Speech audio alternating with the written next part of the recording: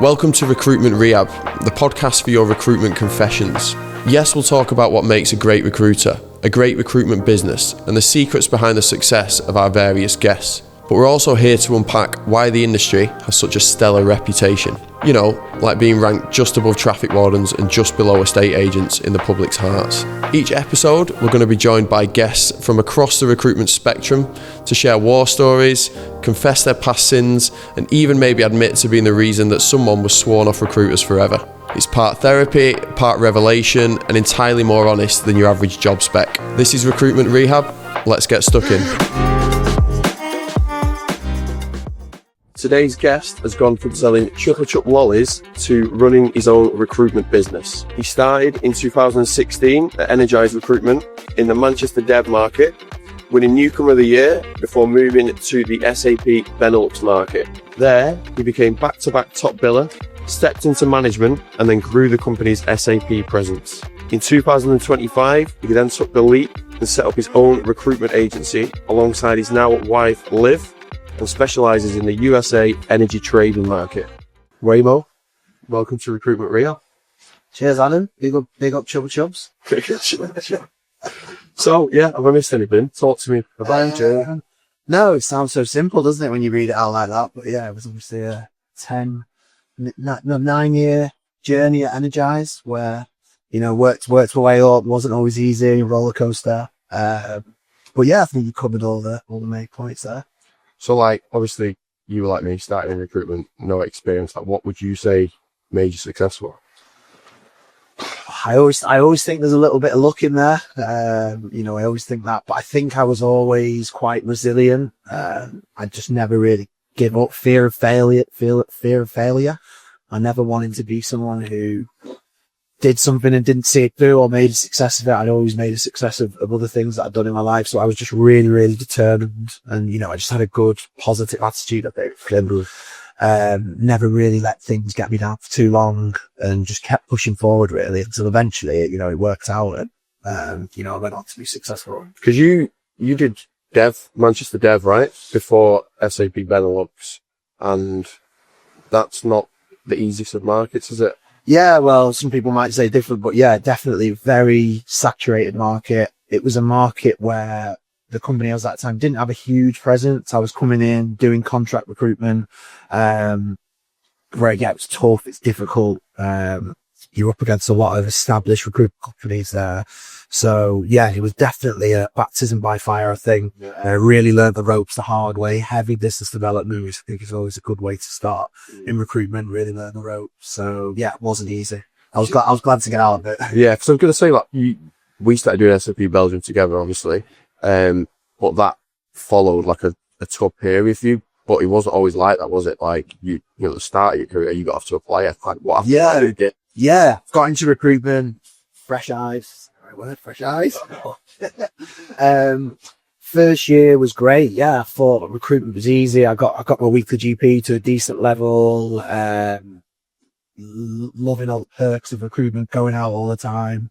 You know, being successful. And then second year, it was really tough. The customers that I had weren't really buying. Projects had slowed down, really struggled to win new business.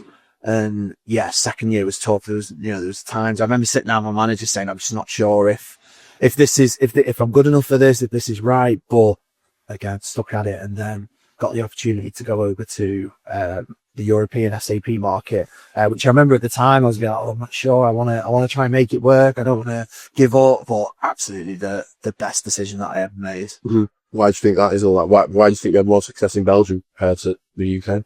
I think I had more success in Belgium because it suited my style a little bit more. I found it easier. Firstly, I found it easy to get in front of people, to get a hold of people. There was a lot less gatekeeping. So I found I had the opportunity to sell myself, to sell my services, to build relationships. And I found them a little bit more receptive to that. They didn't have as much as a poor, perception of recruiters. So I felt like I got the opportunity. And then when I was in front of clients, speaking to clients, I backed myself to build those relationships, to offer value, to work with good candidates. And then, built it from there, really. Yeah. Absolutely loved Belgium. Yeah. So for those who don't know, me and Weymouth did, Belgium together for 3 years? Yeah, great time. Yeah. Like, putting your teeth in recruitment as far as that goes, anyway. Yeah. It's as good as it gets, wasn't it? Yeah, it was. It really was a good period. But that, like, I remember when I started and I struggled at first, like my first 6 to 8 months, like I was shocking thinking about leaving, and everyone always used to say to me, like, there'll come a period where it just clicks and it goes for you. I never really found that, but like, was there ever like a light bulb moment for you in your recruitment career where it just clicked, and, you know, is there like one thing that just made you realize, you know what, I've got this, I could do this now? Yeah, I was probably a little bit similar to you. I don't think there ever was like a moment where it clicked. I think you're always getting better. You're always learning from the no's. You're always learning from the setbacks, and you're becoming a better recruiter because of that. I think I learned quite quickly, and I think I naturally had this. I was quite fast paced, so I wouldn't really rest. If I had 1 or 2 opportunities that I thought was looking good, you know, it's classic in recruitment, isn't it? Deal watching, where you watch a deal, you don't really focus on anything else. So I think someone said to me very early on, it's all about spinning plates. Take your eye off one plate, slow down. So I think I was very good at creating as much opportunity as possible, creating as many different options as possible, always biz dev, always BD. And that was one thing my manager, Ben, instilled into us. Yeah. Always do BD every day, no matter how many jobs you've got on, there's always time for business development. I think that really helped me. So even when things did go down or they didn't work out, or predictions that I thought were going to come in didn't happen, I'd always have enough pipeline going on consistently to back that. So it was almost like an average game, almost like a ratios. Like I knew if I had 4 jobs, I'd probably fill 1. Yeah. So I think that was a bit of a moment for me of realization, is don't rest on your laurels. Don't stop. Even when you're busy, keep going, keep building it, keep building that pipeline. Are you quite thankful for having worked in a market like the contracts markets you worked in, where you had to do loads of BD, like there wasn't an abundance of jobs like there perhaps were in like other perm markets, for example? 100%. Like I always loved the BD side. And I think, controversially, the more successful recruiters usually are the ones that would say, I would much rather do business development than the candidate side. I very quickly didn't want to do as much on the candidate side. I just wanted to build relationship and win new business, do the, you know, go to client meetings, fly over to wherever the companies were and do that. So I think that being in contracts, being in difficult markets at the start made me a far better recruiter and geared me up for longer term success. Yeah. And I think that was a reason why I stayed at Energize and built a career as a biller and then as a manager, because I think I had that baptism of fire, like I said at the start. No, I completely agree with that, because I think there's a lot of people who got into recruitment post-COVID where there was just an abundance of jobs and they didn't need to BD.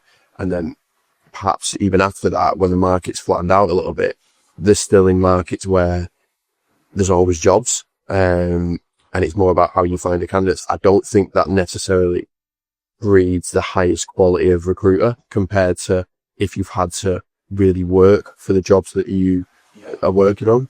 Yeah, 100%. I remember post-COVID during the boom, I remember how successful everyone was. Everyone thought they cracked it. Businesses thought we're doing it better than everyone else. This is great. And then when the boom stopped, I remember looking around the room thinking, God, like we're not equipped for this. There's a lot of people left, just weren't good enough really. Yeah. Never, probably shouldn't have been hired in the first place, but, it was quite scary time to look around and think the skill set was quite low because you didn't need it. So I think I was quite fortunate really to have come in at a time where it was quite BD heavy, because it definitely set you up for more. And then obviously during COVID as well was tough. Yeah. So yeah, I think it definitely builds you for longer term success. 100%. With regards to BD standing you in good stead, like completely agree. If you could give any advice to your younger self first starting out in recruitment, or, you know, the advice that you would give to a trainee who's just starting working for you, for example, like what would that be? So trainees that obviously I've hired quite a lot of trainees over my time in management, and I always used to try and instill in them to like trust the process a bit, because I feel trainees can look around the room a bit. They can, it's very easy in recruitment, and you can see this guy's done this deal, this guy's or this girl's had this month.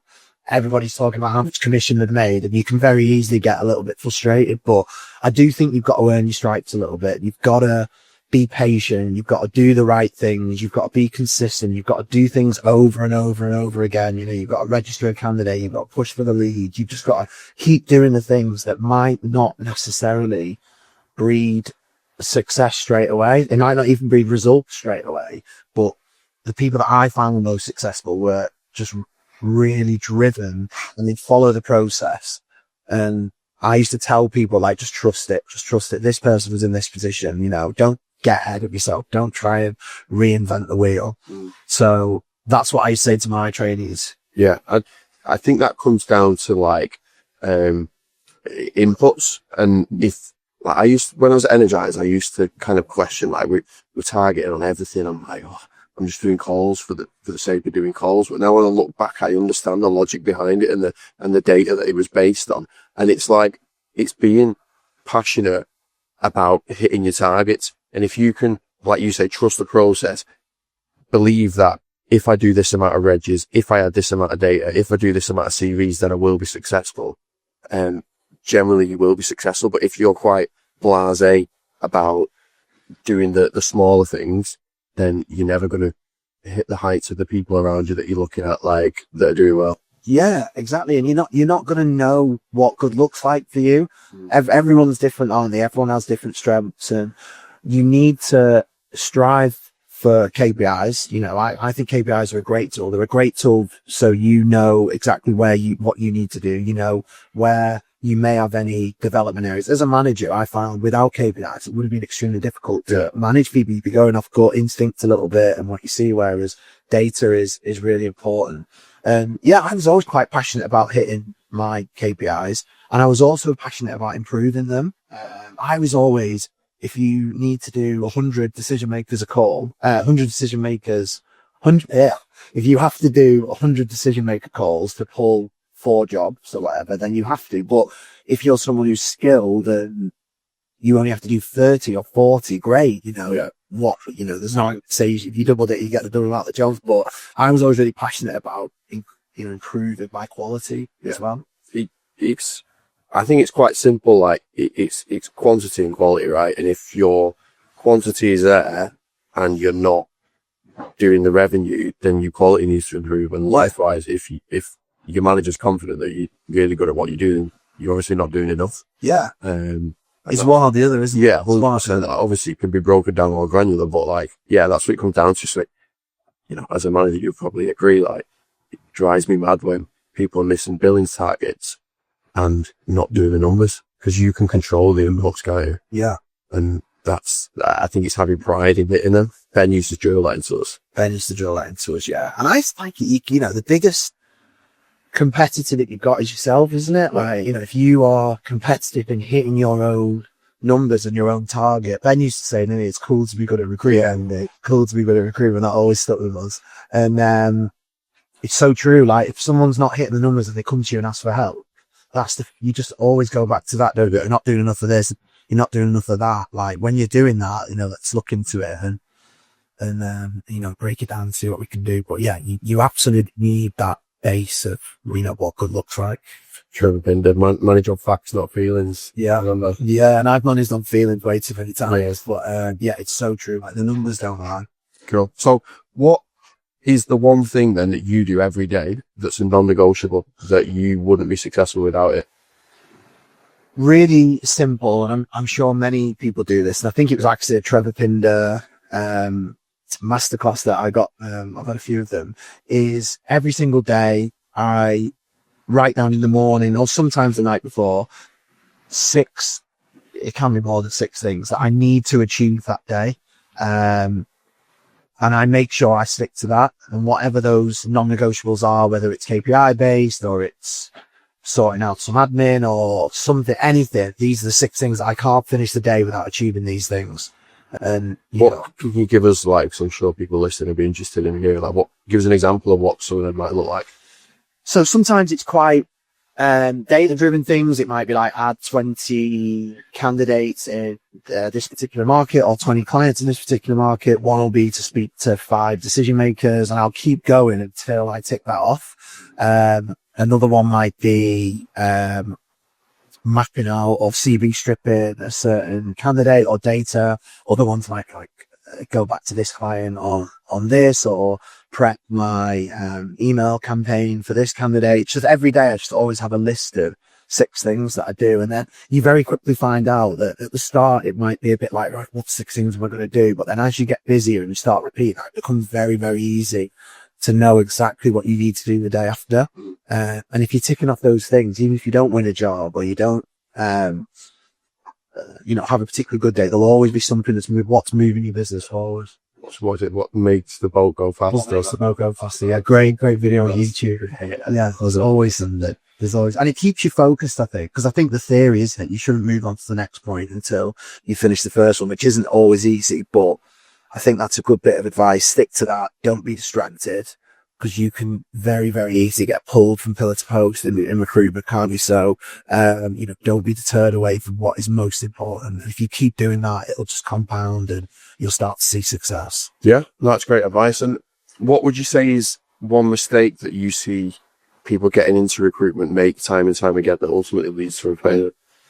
Yeah, time and time again. When you first get into recruitment, you get so excited, don't you? When you pull a job, or you get a bit of a client on that you think's exciting. Like when not to patronize a junior, but when you've been in it a long time, you can smell a shit job a mile away, can't you? Or a shit client. And I think even with my team, like you'll try and tell them like, no, leave it. It's not a great job, but like sometimes it's difficult. But I think holding on to bad accounts, holding on to bad jobs is just the thing that you just see time and time again. And it comes with experience, don't you? And it's not easy, is it? When you're new, you've not got many jobs on, you do want to hold on to those things. Sometimes I don't even let trainees that I've worked with work them, just to let them learn their own way a little bit. But yeah, shit jobs, just, you waste so much of your time. If you fill 1 in 4 jobs, you waste 75% of your time is unpaid almost, as things out. That's a great way of thinking. Like, so do follow right? Yeah. Now on business side, I think about it. So I want to move on to recruitment's reputation. Okay, so I think it is fair to say that recruitment doesn't have the best reputation. So why do you think people love to hate recruiters? Well, it's a great question, isn't it? I think a lot of the reputation is probably deserved a little bit. I think it's an industry, isn't it, where the barrier to entry is there's no barrier really. I think you get a lot of young, ambitious people getting into the industry, and then these people can see success quite quickly. They can start making money. They can get, thousands in commission. It can go to their head a little bit. And you see it all the time, don't you? And I think there's also, just as an industry, there's a lot of companies out there, or there's a lot of people out there that just don't come across great. So, they're a little bit like, I can't think of the right word for the podcast, but they just, I just think they rub people up the wrong way, don't they? Like, back in the day, they'd all be in the same nightclub, they'd all be in the same bars. People say you'd spot a recruiter a mile off, just a bit of arrogance. Yeah. So I think it's a reputation that maybe is just for some people, but there's also a lot of good recruits out there. Yeah. And do you think there's been any times when you perhaps contributed to the negative perception of recruiters? Oh, God, yeah. I think you were with me a lot of those times. That's it. Yeah, I think again, like I always consider myself quite a humble, honest person, and yeah, but even still, like you get a bit like competitive with all the other people. You have about 50 fillet steaks, and you think you've made it. You think you know all the best restaurants. Like, yeah, I can think of a few times where I've probably let myself down a little bit. Just like what, it's being a bit Larry, or yeah, being a bit Larry, just like just being a bit of an knobhead, really, a little bit. But yeah, there's, some of the videos that I see out there now of like recruiters talking, to take themselves so seriously, they were like, they're there in 3-piece suits talking about how much money they're making and stuff like that. Look, it's great, fair if you're making money, but I just think you're coming across about this. Yeah, I agree. I agree. What would you say is the biggest white lie you've ever told a client? Do you know what? I've always taught people that have worked with me as well that it is always better to be honest. Like you can bend the truth a little bit, but don't flat out lie, because usually if you're doing it like you get caught out, and I always think sometimes you don't need to. How would you bend the truth in recruitment? You might say that a candidate's got more opportunities on than what he actually has, or you might say... Was that not just a flat out lie? Yeah, it's like, then, just exaggeration a little bit. But, you might say to a candidate that the client was really impressed with them and they're dead excited to go like him, and the feedback might be like, yeah, we quite like him, getting a bit excited. So there's always been little things like that, but I don't think there's ever any full-on lies that I've told a client. I think we were late for a client meeting once, face-to-face, weren't we? Yeah. I turned up half an hour late because I think we'd been out too late the night before.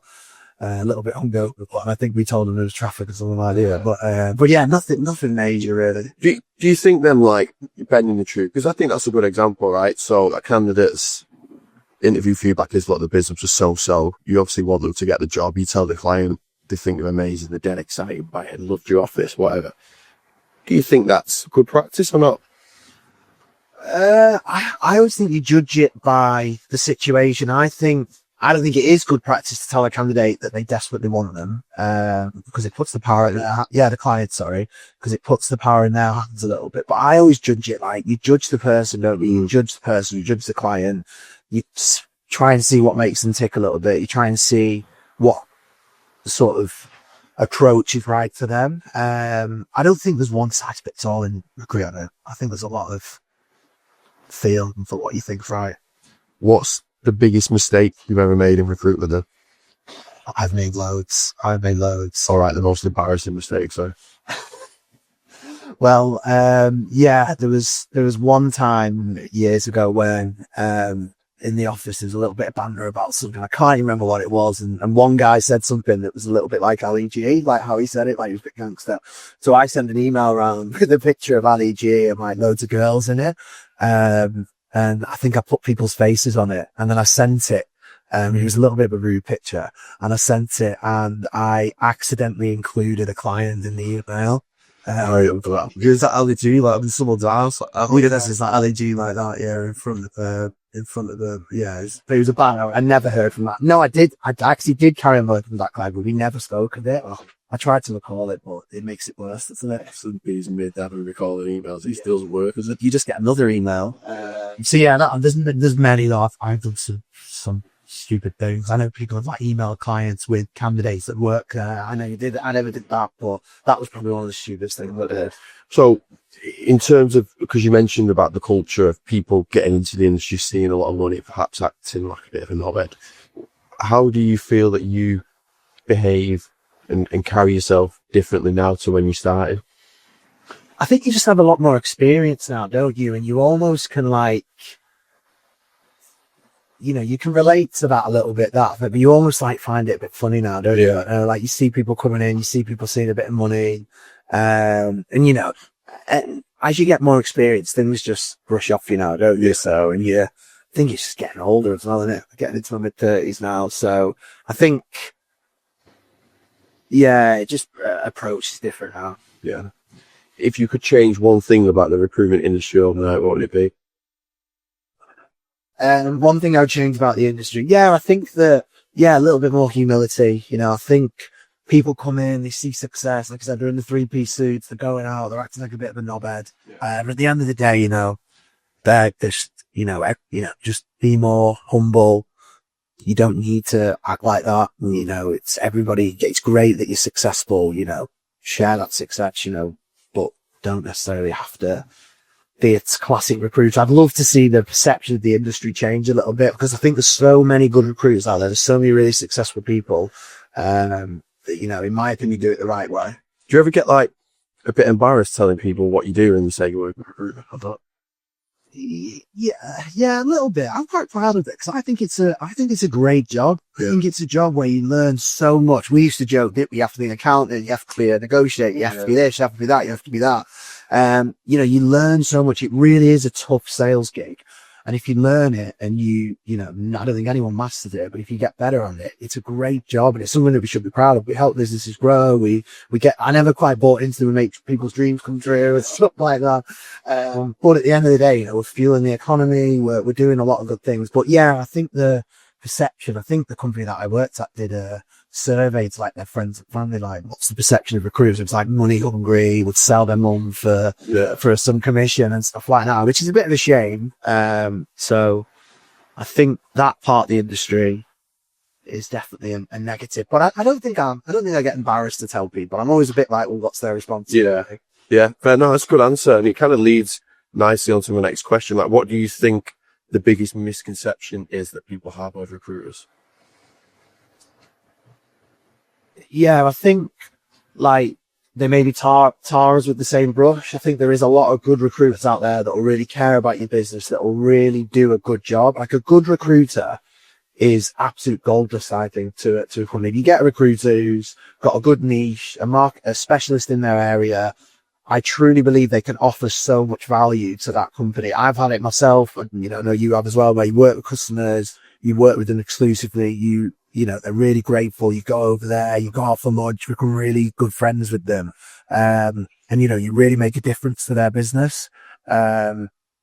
So I think that what we do for, in some ways is a little bit undervalued, I think. And I think because there's a lot of bad recruiters out there who are giving customers a bad experience, then they, again, it makes life a little bit harder for us. But I suppose it's the thing in any industry, isn't it? But I think that the good recruiters really are worth their money. They earn good because they deserve it. Yeah. And what advice would you give someone then on how to choose a recruiter to work with? I would say you want to look for credibility. So someone who's works in your area or in your niche. I think generalist recruiters are, in my opinion, just not the right way to go. I think you want someone who's a specialist, who's got good market information. I would probably argue to say you want to work with someone who's been doing it a few years. I think, experience, as we know, is something that can't be taught. So I think you want to look for credibility, case studies, have they worked with competitors, all those sorts of things. Someone that can prove that they've done a good job within your niche. Okay. I want to move on to some contentious topics, slightly contentious. You've already spoke about KPIs and you seem to be a big fan of KPIs. What about the remote working versus on-site working? Where do you stand on that? Yeah, so my time at Energize, we went through it all, and I was part of that decision making where when the boom was going on, it was work from anywhere, which was great. Everyone was just working from home, but we changed that. Well, not necessarily because things got tougher, but I think because as a business, I'm sure they agree with me, one of the best things about working for a company in recruitment is the experience that you get for being part of that company. So, that's being in the office, surrounded by, like-minded, successful people. I loved that when I first started. I came in, my manager was the top biller. I was getting told, this person's been successful, this person's been successful. And I just loved being surrounded by people like that. And it was so good. I used to sit next to Ben. I just used to copy him. I was really fortunate. That was pretty much his first hire. I just used to copy him and I learned so much, like what we talked about. And I feel if people work remote, like people want remote roles now. If you're a junior and you want to get into recruitment and you want to work remote, like I always feel sorry for that person a little bit because it's hard. You miss out on so much. You're not listening to your colleagues around you. So I think remote working for someone who's just got into the industry, even if you're a year or 2 years in, maybe, I think you're missing out. You should be at the office and you're missing out on so much of the experience. And I don't think you'll learn as quick. However, when you're more experienced and you know what you're doing and you only need guidance, which a lot of people are, a lot of people get to the point where you don't necessarily need teaching, you just need a bit of guidance, a bit of advice, then I think that's when the flexibility can be there, to work remotely. So, putting you on the spot, but let's say you own a 20, 30 person business in a few years, what will your policy towards that be? It's difficult, isn't it? Because you want your experienced people there to teach your less experienced people. So I think if I was building out my business, I would probably just have one day working from home, Wednesday. I think new people could maybe utilize that after 6 months in the business. First 6 months, I'd want them in the office, and then I would probably do one day from home. Yeah. And then you create a better culture. You know, if the culture's good, people are going to want to be there. Mm-hmm. What's your take on things like flexible hours? So, you know, we don't have set hours, for example, work when you want, just get the job done. Same with like unlimited holidays, things like that. Where do you stand on those? Flexible hours, I think, can cause problems. I remember when I first started in recruitment, if someone walked out the door, even though it was a bit of a joke, wasn't it? If someone would walk out the door at 5:10 or 5:30, you'd be like, oh, early finish, early start, gotta get off. And like, it created this like friendly, some people would say like toxic, but at the time, I didn't feel like it was like that. It was just people driving other people to be more successful. I think flexibility is there for if it's needed. I think you still need structure. You know, you want everyone to be in the office together. You don't want people going here. We used to have it a little bit energized where half the office would go. As soon as a few people go, everybody starts to go. So, you know, it creates a bit of a culture of, we don't work as late and finish, earlier. And look, I don't think you do have to work 12-hour days. I generally don't, but we're all lucky we're in an industry where the more you build, the more you work, almost the more money you make. It's not like, you know, we're on a set salary. So I'm all for flexibility, but I think you need to keep your eye on the culture and, you know, what your non-negotiables are as a business. If I was in a business, I wouldn't want people leaving on the dot every day because it very quickly catches on. A new person joins the business, they follow what they see around them, and you start to have a little bit of a problem where, you know, you're not got that work ethic as much as what you maybe could have had.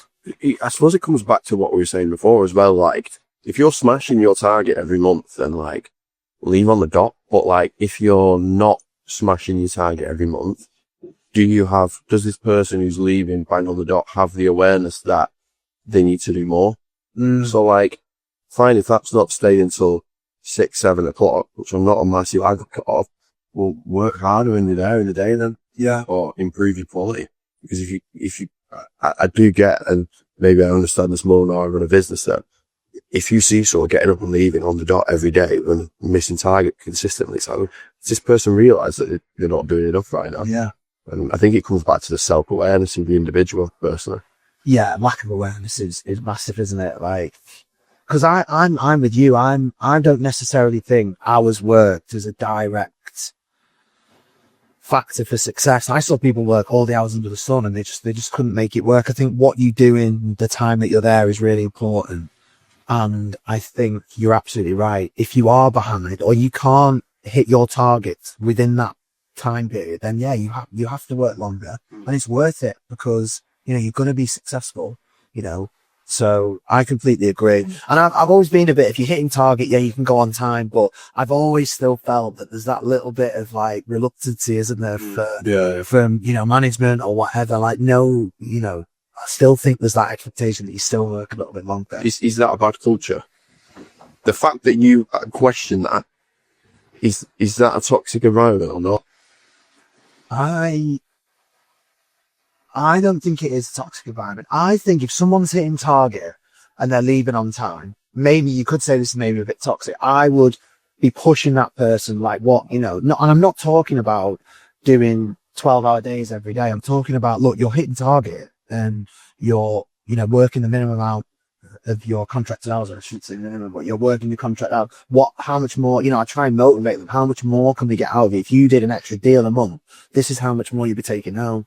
And if that person's really driven and motivated and wants to do that, then great. You know, you get them around. If that person's quite happy, billing what they're billing, then, you know, it's a tough thing to manage. I remember someone telling me that, within a business, you have 20% of the people that you probably need to get rid of. You have 20% of top performers, and then you have sort of 60% of your middle of the road, sort of, not plodders, but, you know, that will do it. So it's difficult, isn't it? Because you want to create a really high performing culture. I don't think you should be doing the minimum. Yeah. Well, fair points. What about LinkedIn? What's your thoughts on how people use LinkedIn these days? Yeah, I've never really been someone who's quite active on LinkedIn or posting. I just use it for finding people, connecting with people in the market. But yeah, I think it's great. I think people, I know you're quite happy posting yourself on it. Yeah, that's what I would say. So yeah, I think it's great for networking, podcasts. I'm seeing, I know some people who have been really successful from doing podcasts, becoming industry experts, which I used to not think was that important. I remember when I did SAP, I used to say, you don't have to be an expert in SAP, you don't have to be a technical expert. We used to hire people who were really techie and they never really went on to be as successful. I used to think it's better to be an expert at recruitment. And I still do think that, but I think that the people who are engaging a lot on LinkedIn, putting content out or podcasts out or whatever, I think it's really important now. I think it's the way the world's going a little bit more. I think it helps them be perceived as someone in a position of authority in their respective field. So if you're constantly posting about your market, you just naturally become a little bit more respected. Providing it's not like that you put out there. Yeah, you're putting good content out there. Yeah, because I think some people hide behind it a little bit. I think you see it a little bit more nowadays. People hide behind the emails. They hide behind LinkedIn. They don't do the phone-based relationship building or, cold calling almost, which I was sort of built on. But I think if you have a good mix and, you don't neglect other parts of the job, I think it's only gonna help you. It's something that I definitely should do more of. Yeah. Just to round out then, how has what success looks like changed for you over time? So, how was success? So, yeah, when I first joined recruitment, it was just about making it. Mm-hmm. And then when I got more established, I was so motivated to be the top biller. I was so motivated to earn money. I loved the sort of credibility and reputation that I'd have of being top biller. And I was really proud of that. Now I've set up my business with my partner.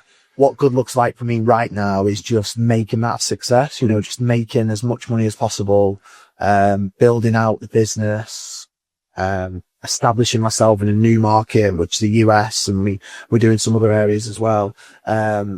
So now it's more about, for me, it's always been about a career. I think some people join recruitment, especially, juniors, and think, oh, it's just like a job.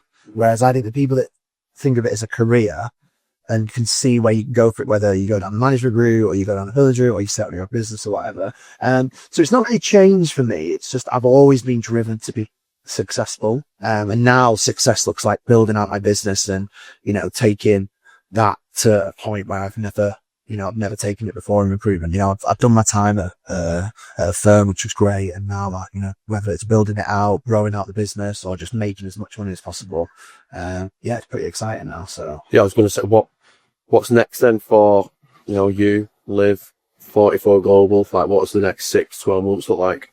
Yeah. So obviously we've only been really, Liv started the business before me and then I moved over. So this year's been the first year where we've really been going full tilt and, we've got ambitious plans in terms of what we want to build, how much we want to take it to. We're not really planning on growing out the business just yet. But that can quickly change when you're inundated with jobs. So yeah, it's just all about establishing ourselves, and we've got revenue targets that we want to hit. Amazing. Right. Well, thanks for coming on. Cheers, Adam. Thanks for that, mate.